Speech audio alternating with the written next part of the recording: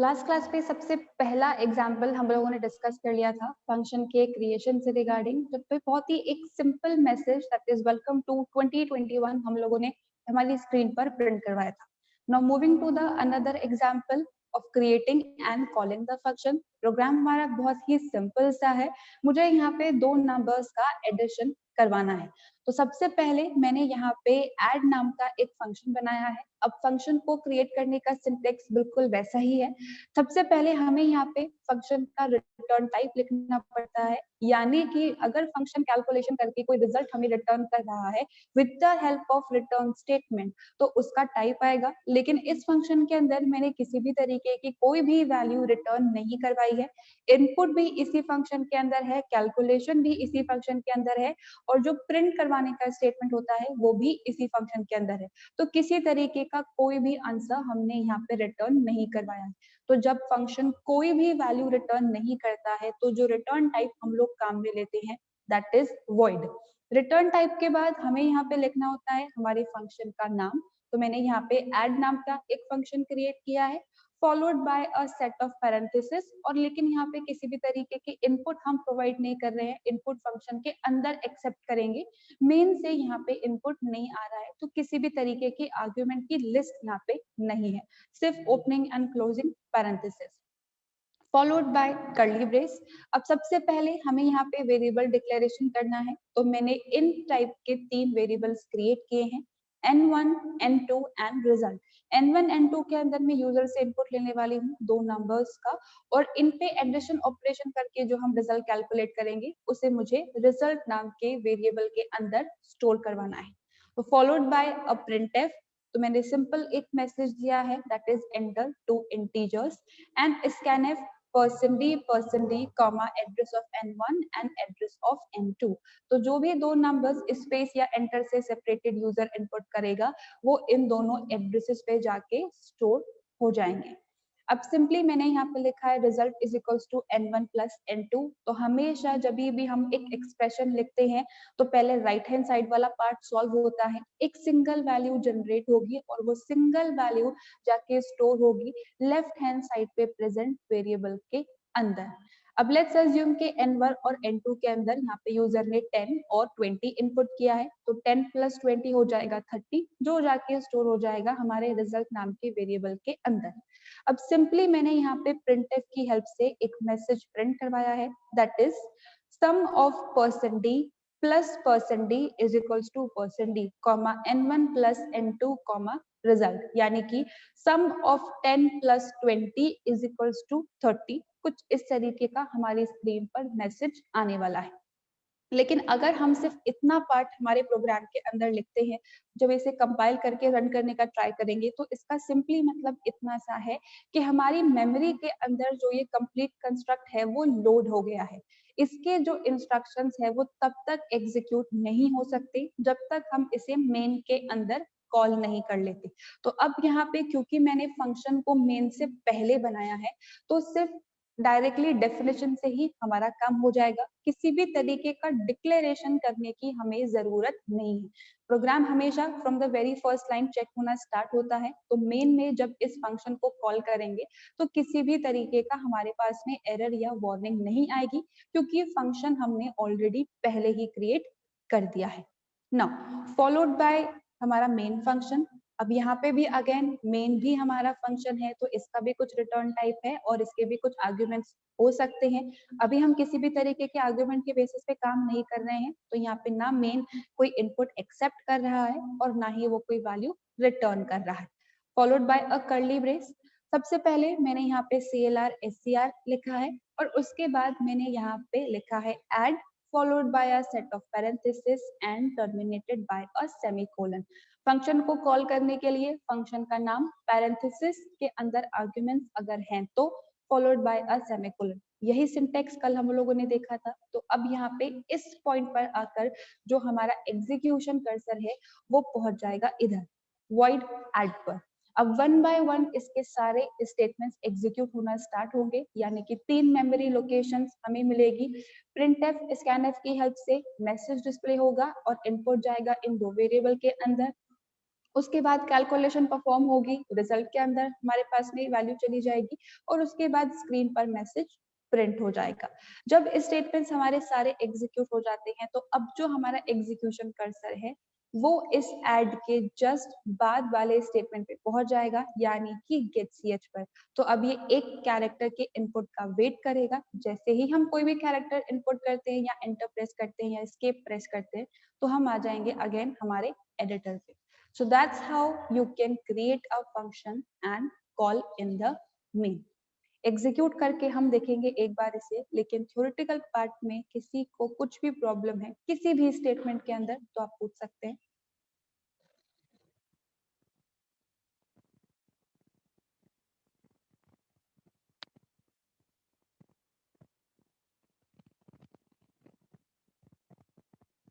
देखिए प्रोग्राम यहाँ पे ऑलरेडी ओपन है, जैसे कि मैंने आप लोगों को एक्सप्लेन किया, हमारा ऐड फंक्शन देन हमारा मेन फंक्शन। अब अगर इसे मैं यहाँ पे कंपाइल करती हूँ, कोई एरर नहीं है, देन एग्जीक्यूट। लेट्स से कि मैंने यहाँ पे 10 और 20 ही इनपुट किया है, तो जैसे ही मैं एंटर प्रेस करूंगी तो अब यहाँ पे सम ऑफ 10 + 20 इज इक्वल्स टू 30 आ रहा है। सिमिलरली अगर लेट्स सपोज दोबारा से हम इनपुट करते हैं 105 मैंने यहाँ पे इनपुट किया है, तो सम ऑफ 100 + 5 इज 105 हमारे पास में आंसर आ रहा है। तो कुछ इस तरीके से आप यहाँ पे एडिशन ऑपरेशन परफॉर्म कर सकते हैं, फंक्शन के अंदर ही इनपुट को एक्सेप्ट करके वहीं पे कैलकुलेशन करके वहीं पे प्रिंट स्टेटमेंट। मेन से कैसे पास करते हैं और फिर वैल्यू कैसे रिटर्न करवाते हैं वो हम आगे आने वाले एग्जांपल्स में डिस्कस करेंगे। इसमें किसी को कुछ भी कंफ्यूजन है तो आप पूछ सकते हैं।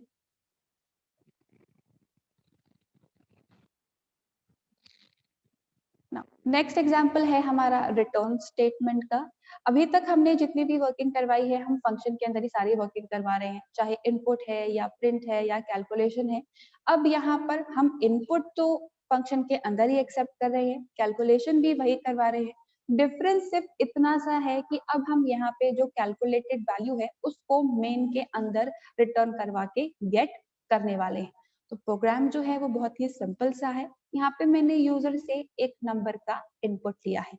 अब यूजर ने जो भी नंबर इनपुट किया है मुझे उसका स्क्वायर कैलकुलेट करना है। ठीक है, तो सबसे पहले मैंने यहाँ पे स्क्वायर नाम का एक फंक्शन क्रिएट किया है जिसका रिटर्न टाइप मैंने यहाँ पे इंट लिया है।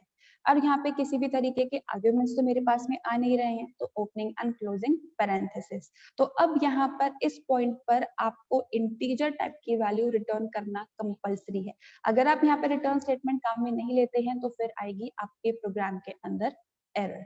और यहाँ पे किस टाइप की वैल्यू रिटर्न होगी? इन टाइप की वैल्यू रिटर्न होगी। तो यहाँ पे अगर आप इन टाइप लिखते हैं और वैल्यू रिटर्न करवाने के टाइम फ्लोटिंग पॉइंट या कैरेक्टर टाइप की वैल्यू रिटर्न करवा देते हैं तो भी आएगी प्रोग्राम के अंदर एरर, क्योंकि ये हमारे पास में रिटर्न वैल्यू का ही टाइप होता है जिसे हम फंक्शन का टाइप भी कहते हैं कभी कभी कॉमन टर्म्स के अंदर।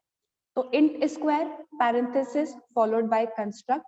सबसे पहले वेरिएबल डिक्लेरेशन, दो वेरिएबल इंटीजर टाइप के ही मैंने क्रिएट किए हैं एन एंड रिजल्ट। एन में मुझे यूजर से इनपुट को एक्सेप्ट करना है और रिजल्ट के अंदर मुझे कैलकुलेशन करवा के रिजल्ट को स्टोर करवाना है।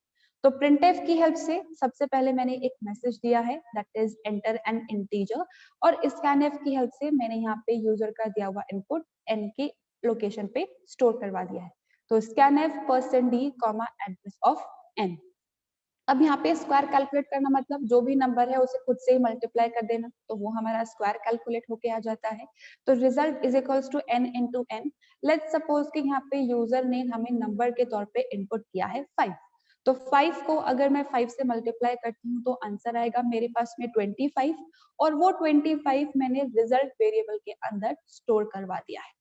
अब यहाँ पे रिटर्न स्टेटमेंट को यूज करने के दो तरीके होते हैं। पहला तो होता है कि सिर्फ रिटर्न को काम में ले ले, तो फंक्शन को टर्मिनेट करके वो बाहर आने का काम करता है। लेकिन अगर हमें यहाँ पे फंक्शन को टर्मिनेट करवाने के साथ साथ कुछ आंसर भी रिटर्न करना हो तो return followed by a space और हमारी वेरिएबल का नाम। ठीक है, तो अब यहाँ पे जो आंसर हमें रिटर्न करवाना है वो रिजल्ट वेरिएबल के अंदर है, तो रिटर्न रिजल्ट। अब यहाँ पे ये वैल्यू कहाँ रिटर्न होगी? ये वैल्यू वहां रिटर्न होती है जहां से इस फंक्शन को कॉल किया गया है, और इस फंक्शन को हम कहाँ से कॉल करते हैं? मेन के अंदर से कॉल करते हैं।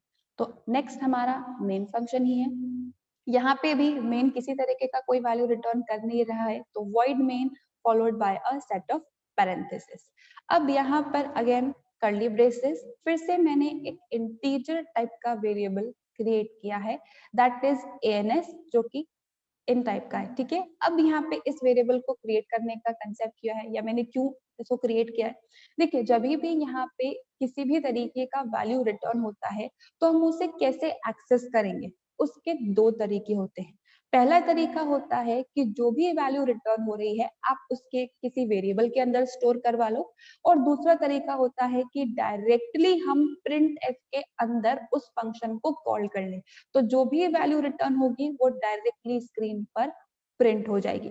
अगर मैं यहाँ पे सपोज आपको कुछ चीज थ्रो करूंगी तो ऑब्वियसली आप उसको कैच करोगे, तो कुछ उसी तरीके का कंसेप्ट है। फंक्शन कुछ कैलकुलेशन करके हमारी तरफ एक वैल्यू रिटर्न करेगा, और उसको कैच करने के लिए या तो हम प्रिंटफ में उसे काम में लेंगे या फिर वेरिएबल के अंदर वैल्यू को स्टोर करवाएंगे।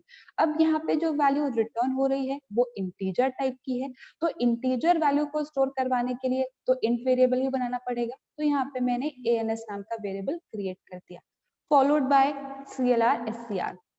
अब यहाँ पे जो मेरा स्टेटमेंट है वो कुछ इस तरीके का है, ans is equals to square followed by parenthesis and terminated by a semicolon। तो अब यहाँ पे होगा क्या, क्योंकि मैंने यहाँ पे फंक्शन का नाम मेंशन किया है, यानी कि फंक्शन की कॉलिंग की है, तो अब जो हमारा एग्जीक्यूशन कर्सर है वो पहुंच जाएगा इस फंक्शन पे।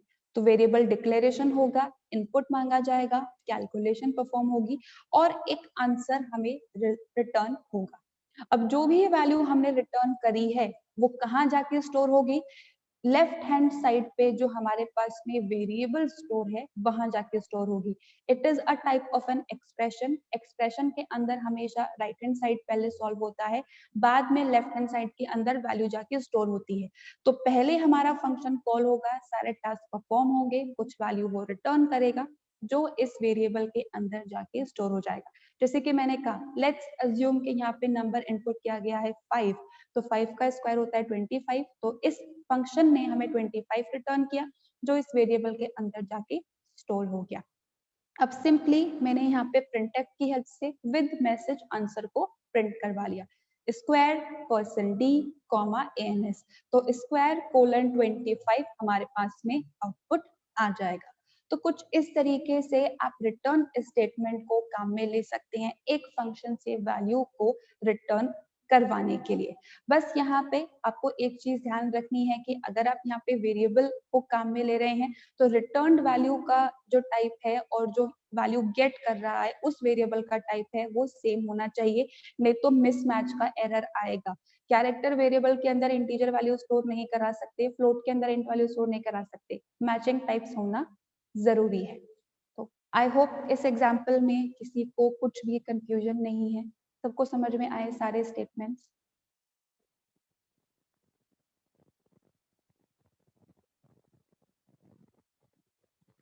नेक्स्ट पार्ट है हमारा फंक्शन का डिक्लेरेशन, या फिर इसे और टेक्निकल टर्म्स में हम कहें तो ये कहलाता है हमारा फंक्शन का प्रोटोटाइप। प्रोटोटाइप का टर्म मैंने कल आप लोगों को बताया था कि जब भी हम यहाँ पर मेन के बाद अगर फंक्शन क्रिएट करते हैं, अब देखिए प्रोग्राम का एग्जीक्यूशन है वो तो मेन से ही स्टार्ट होता है, चाहे हम मेन को कहीं पे भी बनाए, ठीक है। तो अगर यहाँ पे किसी भी एक ऐसे पॉइंट पर हम पहुंच जाते हैं जहाँ पे फंक्शन कॉलिंग जैसा कुछ स्टेटमेंट हमने लिख रखा है, अब मेन ने स्टार्ट से एग्जीक्यूट करना स्टार्ट कर दिया है, पूरे प्रोग्राम को सक्सेसफुली काम कर रहा है, लेकिन अब वो फंक्शन क्योंकि हमने पहले नहीं बनाया था तो उस पॉइंट पर आके हमारे पास में आती है एरर। तो कभी भी अगर हम फंक्शन को मेन के बाद अगर क्रिएट कर रहे हैं तो हमें उसे डिक्लेयर करना पड़ता है। डिक्लेयर करने का मतलब फंक्शन का नाम क्या होगा, वो कितने आर्ग्यूमेंट्स एक्सेप्ट करेगा और उसका रिटर्न टाइप क्या होगा। तो हमने बेसिकली एक तरीके का डिजाइनिंग पार्ट दे दिया है कि फ्यूचर में कभी अगर इम्प्लीमेंट हम करते हैं तो इस तरीके से हमारा फंक्शन क्रिएट होने वाला है, इस तरीके के आर्ग्यूमेंट और इस तरीके की वैल्यू वो हमें रिटर्न करने वाला है। अब मेन के बाद हम उस फंक्शन को इजिली क्रिएट कर सकते हैं, फिर किसी भी तरीके का प्रॉब्लम नहीं आएगा। अब सबसे पहले यहाँ पे सेम वही हेडर फाइल्स को मैंने यहाँ पे इंक्लूड कर लिया है। अब यहाँ पे जो प्रोग्राम है बहुत ही सिंपल सा है, मुझे यहाँ पे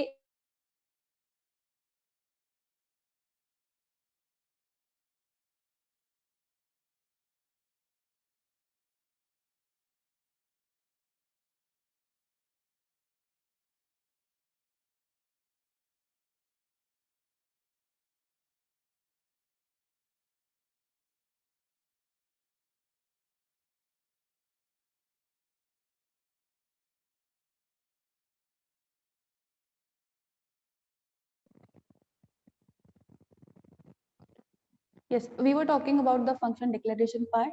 अब यहाँ पे जो फंक्शन मैंने क्रिएट किया है, सिंपल यहाँ पे ये एक इनपुट एक्सेप्ट करेगा मेन में से, जो कि एक नंबर होगा, और उसे बस चेक करना है कि इवन है या नहीं।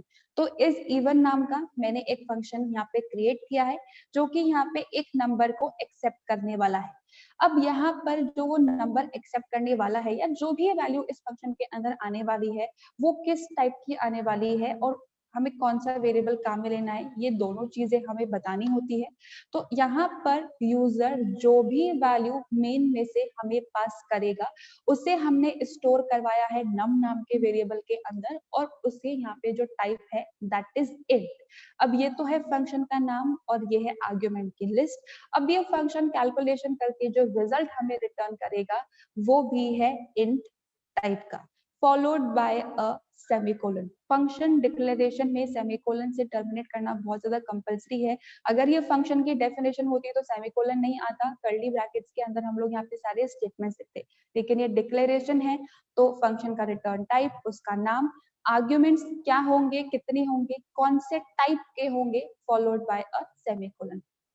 अब यहाँ पर नेक्स्ट मैंने फंक्शन को क्रिएट नहीं किया है, मैंने यहाँ पे मेन को क्रिएट किया है। तो void main। अब यहाँ पे मैंने दो वेरिएबल्स क्रिएट करे हैं, int num comma ans। num में तो मुझे यहाँ पे यूजर से इनपुट एक्सेप्ट करना है, और ans के अंदर मैं यहाँ पे रिटर्न वैल्यू को स्टोर करवाने वाली हूँ। देखिए यहाँ पे इज इवन जो है वो इंटीजर टाइप की एक वैल्यू को रिटर्न करने वाला है, जो भी वैल्यू वो रिटर्न करेगा वो मैं इस ans के अंदर स्टोर करवाने वाली हूँ, फॉलोड बाय CLR SCR। अब सबसे पहले मैंने यहाँ पे printf की हेल्प से एक मैसेज प्रिंट करवाया है, दैट इज एंटर इंटीजर, और scanf की हेल्प से यूजर जो भी नंबर इनपुट करेगा वो उसे num के अंदर स्टोर करवा दिया है। तो %d comma address of num। अब यहाँ पे फंक्शन की कॉलिंग होगी, तो ans is equals two is even. अब यहाँ पे अगेन हमारा एक्सप्रेशन है, तो पहले राइट हैंड साइड वाला पार्ट सॉल्व होगा। तो कभी भी अगर हमें यहाँ पे वैल्यू पासिंग करनी हो, तो इज इवन पैरेंथेसिस के अंदर हमें यहाँ पे या तो डायरेक्ट वैल्यू मेंशन करनी है, या फिर हमें मेंशन करना है हमारे वेरिएबल का नाम। यहाँ पर किसी भी तरीके का डेटा टाइप नहीं आता है। क्यों नहीं आता है? क्योंकि ऑलरेडी हमने इसका डेटा टाइप पहले ही स्पेसिफाई कर दिया है कि जो ये नम वेरिएबल है ये इंटीजर टाइप का है। तो दोबारा से यहाँ पे इंट मेंशन करेंगे तो एरर आएगी कि आप ऑलरेडी डिक्लेयर्ड वेरिएबल को दोबारा से क्यों डिक्लेयर करने का ट्राई कर रहे हो। तो यहाँ पे सिर्फ वेरिएबल का नाम हमें मेंशन करना है। अब मान लीजिए यहाँ पे हमें दो वैल्यूज भेजनी होती, तो कॉमा सेपरेटेड हम यहाँ पे वेरिएबल के नेम या कॉमा सेपरेटेड वैल्यूज को मेंशन कर सकते हैं। अब यहाँ पे इस इवन फंक्शन हमारा कॉल होगा, जिससे हमने नम वेरिएबल की वैल्यू को पास किया है। अब यहाँ पर फंक्शन की कॉलिंग के टाइम पे हम जो वैल्यूज या जो वेरिएबल के नेम मेंशन करते हैं, यानी कि फंक्शन के कॉलिंग के टाइम पे जो आर्ग्यूमेंट्स यहाँ पे लिखे जाते हैं, वो कहलाते हैं हमारे एक्चुअल आर्ग्यूमेंट्स। तो यहाँ पे एक टर्म है एक्चुअल आर्ग्यूमेंट, फॉर्मल आर्ग्यूमेंट, या फिर एक्चुअल पैरामीटर, फॉर्मल पैरामीटर भी इन्हें कहा जाता है। तो फंक्शन की कॉलिंग के टाइम पे जो पैरामीटर्स या जो वैल्यूज पास की गई हैं, वो कहलाते हैं हमारे एक्चुअल आर्ग्यूमेंट। अब फंक्शन की कॉलिंग होगी तो ये क्या करेगा, डिक्लेयर तो हमने पहले से ही कर दिया है, अब ये पूरे प्रोग्राम में सर्च करेगा कि कहाँ पर इस इवन नाम का फंक्शन बना हुआ है।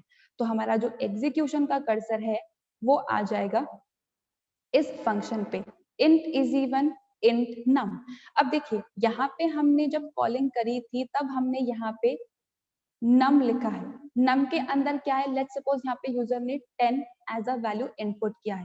तो जब हम यहाँ पे वैल्यू पासिंग करेंगे तो एक्चुअली में होगा क्या कि नम के अंदर जो वैल्यू स्टोर्ड है, यानी कि जो 10 स्टोर्ड है, वो इस फंक्शन के पास में आ रहा है।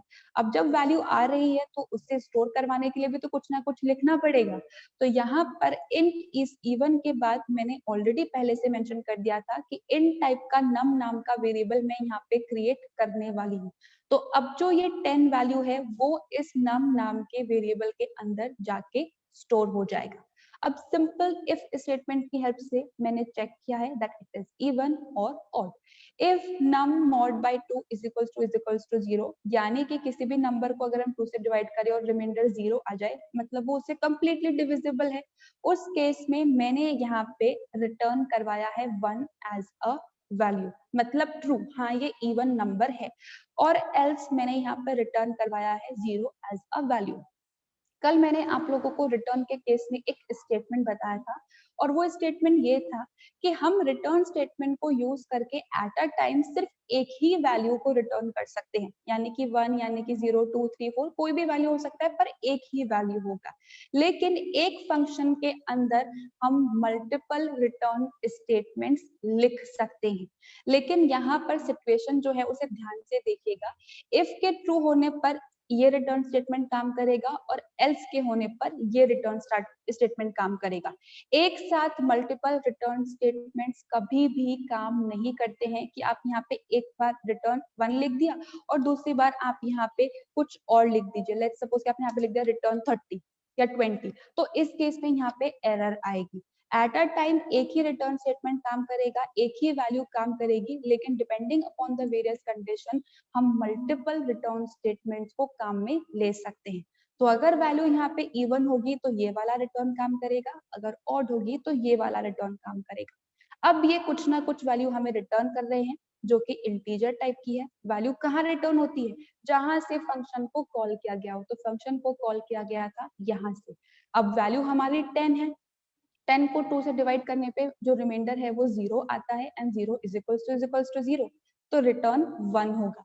और 1 मैंने स्टोर करवा लिया है इस ans नाम के वेरिएबल के अंदर। अब यहाँ पे सिचुएशन जो है मैंने फिर से इफ को काम में लिया है। If ans is equals to 1, तो सिंपल प्रिंटफ मैसेज ये है percent d is even comma num, तो 10 इज इवन हमारे पास में आंसर आएगा। लेट्स सपोज यहाँ पे 13 एज अ इनपुट दिया गया है, तो यहाँ पे इफ वाला पार्ट नहीं चलेगा, एल्स वाला पार्ट चलेगा। उस केस में 0 एज अ वैल्यू ans के अंदर रिटर्न होगी। तो इफ 0 इज इक्वल्स टू 1, नहीं, कंडीशन फॉल्स हो गई, तो यहाँ पे भी एल्स वाला पार्ट चलेगा। Print f percent d is odd comma num, तो यहाँ पे 13 इज ऑड हमारे पास मैसेज आएगा, फॉलोड बाय गेट ch। अब यहाँ पे एक टर्म मैंने आपको बताई थी एक्चुअल आर्ग्यूमेंट। सेकंड जो टर्म है हमारे पास में that is formal argument. Function की डेफिनेशन के टाइम पर हम जो यहाँ पे वेरिएबल की लिस्ट स्पेसिफाई करते हैं, कॉमा सेपरेटेड वेरिएबल की लिस्ट जो स्पेसिफाई करते हैं, वो कहलाते हैं हमारे फॉर्मल आर्ग्यूमेंट्स। तो फंक्शन पैरामीटर्स या फंक्शन जो आर्ग्यूमेंट्स है वो हमारे पास में दो तरीके के हो सकते हैं, एक फॉर्मल आर्ग्यूमेंट और एक एक्चुअल आर्ग्यूमेंट।